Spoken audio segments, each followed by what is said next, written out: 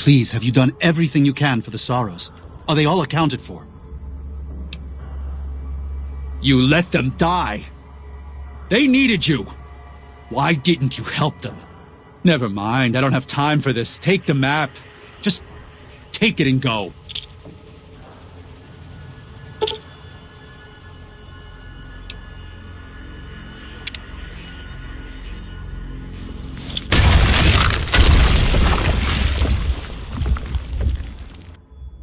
And so it was that the conflict between the New Canaanites and the Whitelegs was finally resolved. The courier's involvement had tipped the scale, shifting the fragile balance of power. After the Whitelegs drove the Sorrows from Zion, they celebrated by destroying all traces of the valley's former inhabitants. They appealed to the Legion for assimilation, but were denied. Their failure to eradicate the New Canaanites in Grand Staircase and farther up the Colorado had not gone unnoticed.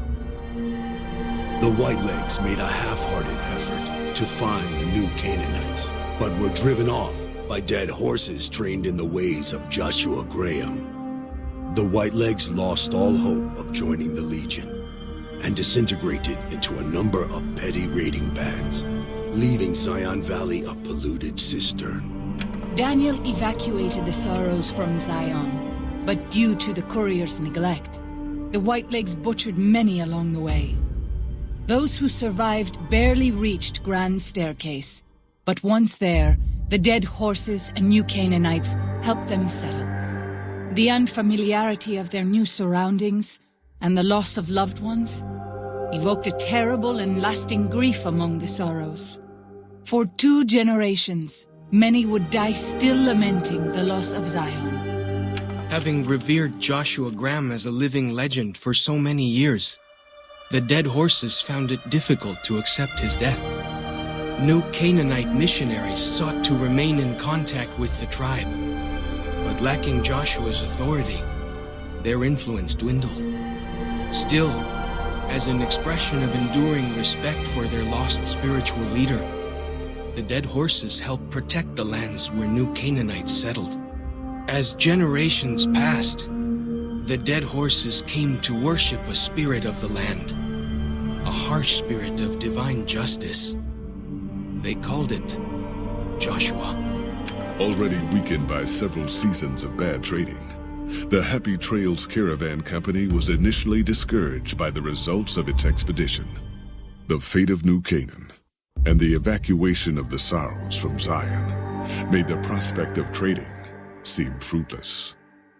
When Daniel told his family about the exploits of Happy Trails employee the courier, however, New Canaan decided to repay the company's kindness. Twice per year, New Canaanites made the dangerous journey west to trade with a company in the city of New Reno. The Happy Trails Caravan Company could not survive on such trading alone, but the New Canaanites' generosity made tough times go easier. After a long and troubled life, Joshua Graham finally found rest in Zion. In the end, his unswerving militancy had accomplished what the NCR's finest sharpshooters and Caesar's wrath could not. The New Canaanites took comfort in the belief that their brother's soul would again dwell in Zion at the end of days. After leading the Sorrows from their home in Zion to safety in Grand Staircase, Daniel continued to wonder if he'd made the right choice.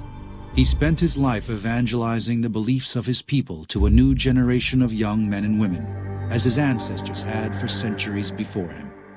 He was happy with his family. But for the rest of his life, there were nights when he awoke with sadness to find he had been dreaming of Zion.